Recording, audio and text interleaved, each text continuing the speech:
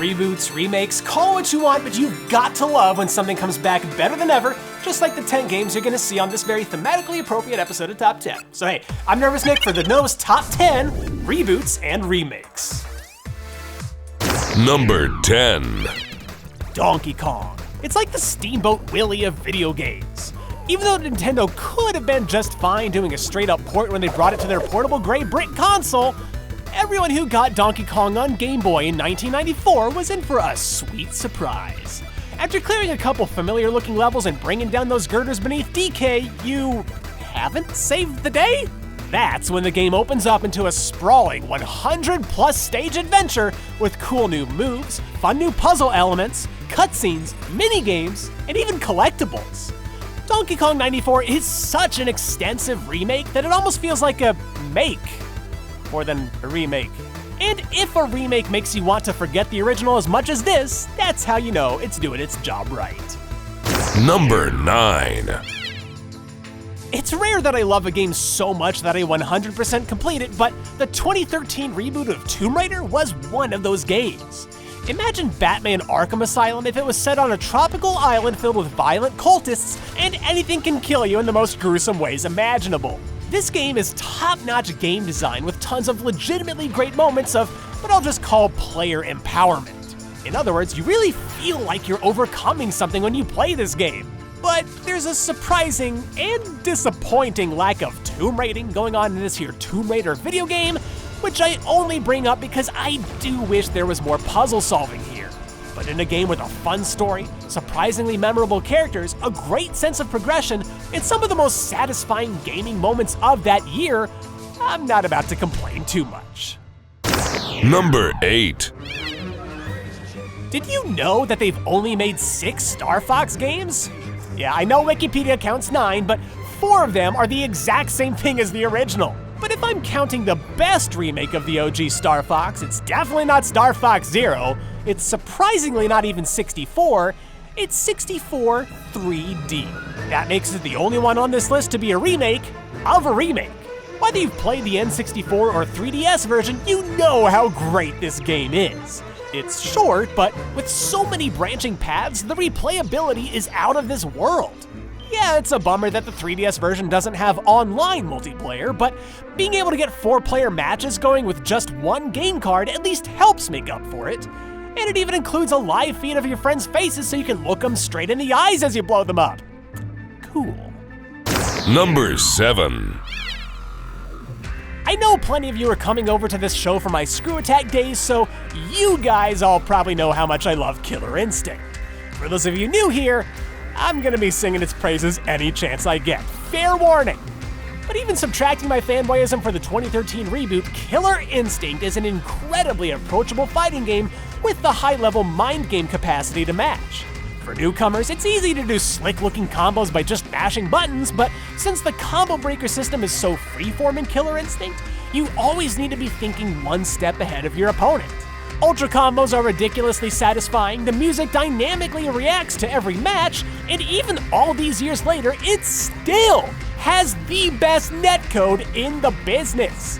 I don't know what evil magic makes Killer Instinct run so well, but it's one of the reasons I still come back to it more than half a decade later. In fact, if you ever see me playing KI and want to catch these hands, there's my gamer tag. Invite me and see my Saber Wolf anytime.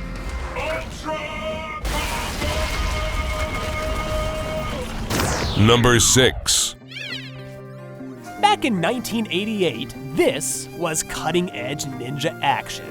16 years later, this was cutting-edge ninja action. Revamped and rebuilt for a new gaming generation, Ninja Gaiden brought back all the action and grueling difficulty of the original, but with a Vengeance Quest storyline, killer bosses, and crazy combos. Yeah, it takes a lot of pages out of Devil May Cry, but that's not a bad thing.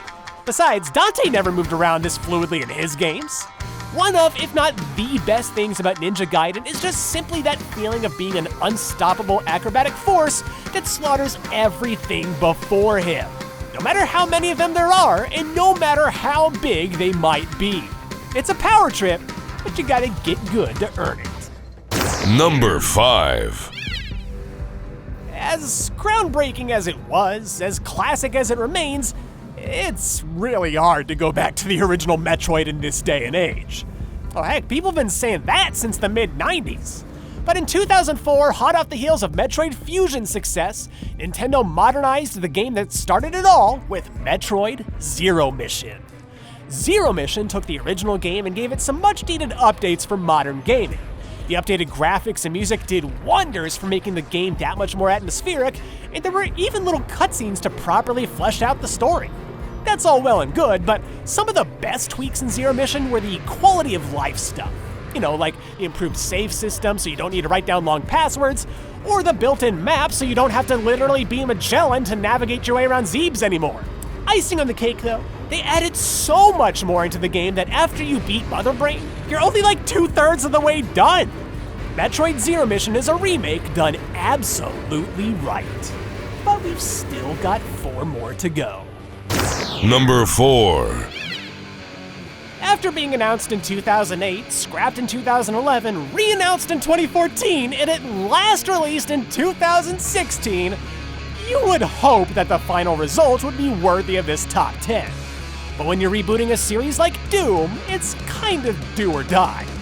Ripping and tearing through Hellspawn on Mars was as gory and gruesome as we all thought the original game was back in '93. I just love the feeling of landing one of those glory kills. Like, do you see how many ways you can make demons get dead in this game, Internet? Do you notice the part where I fed him his own stomach? Do you understand why this is a good thing?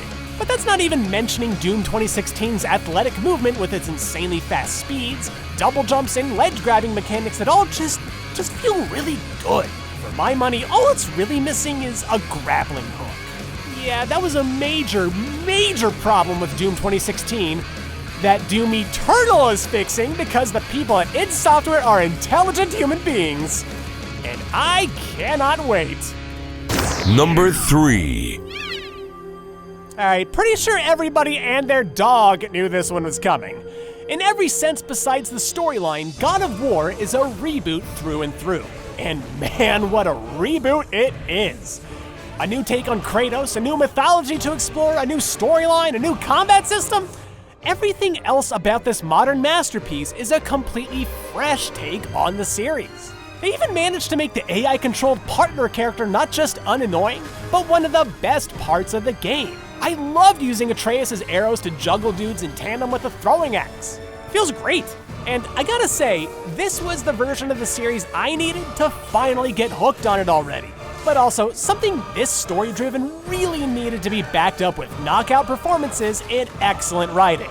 And given the number of Game of the Year awards God of War has already won, I don't even know what's left to say. They knocked it out of the park. Number 2. Pokemon games have been in more or less the same kind of rhythm for a while now.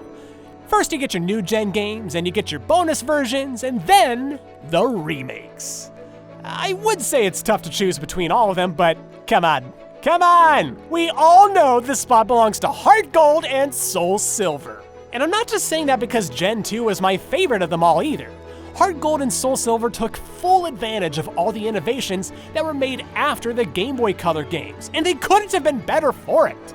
Holding B to run, having your chosen Pokemon follow you around, and the ability to trade and battle online, once you have those luxuries, you cannot go back again.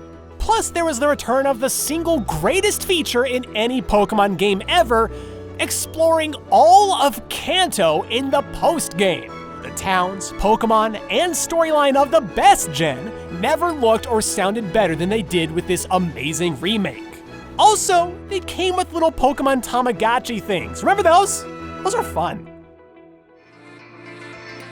Okie doke, this list was way too hard to narrow down to just 10, so we're gonna throw it over to some honorable mentions. We've got Bionic Commando Rearmed, Metroid Samus Returns, Metal Gear Solid The Twin Snakes. Hey, some people liked it, some don't. Punch-Out for Wii, Ultra Street Fighter 2 The Final Challengers, Super Mario 64 DS, Kirby Superstar Ultra for DS, Ocarina of Time and Majora's Mask 3D remakes, why not, we'll lump them in together, Halo 2 The Master Chief Collection, Black Mesa, shoutouts to fan projects, Wind Waker HD, Crash Insane Trilogy, Spyro Reignited, Shadow of the Colossus, in DuckTales Remastered. It's number 1. When I was writing up this list, this was the game that I knew wasn't just a top contender, but the one to try to beat. And if I'm honest with myself, as far as reboots and remakes go, it hasn't been beaten yet. The number 1 spot belongs to 2011's Mortal Kombat. After so many years of 3D games and then that one game made for maximum corporate synergy, the 2011 Mortal Kombat reboot took one of the most popular gaming franchises in the world and brought it back to its violent 2D roots where it belongs. There's something for every MK fan here. All the favorite characters, a unique combo system to explore, a nice competitive balance, surprising guest characters, and dare I say it, the best story mode ever put into a fighting game. Mortal Kombat represents the very best of what a reboot or remake can be. Even when it modernizes itself, Mortal Kombat makes sure to stay loyal to everything that made it distinct in the first place. And for both the die-hard MK fans and series newcomers alike, it's everything they could have dreamed of, and then some. And for our secret number 11, let's go back to one of the oldest remakes out there, Super Mario All-Stars. If you liked the way Super Mario World looked but missed the way the older games played, this one was right up your alley. And one of the best parts, it even came with a remake of the Japanese version of Super Mario Bros. 2. Nice!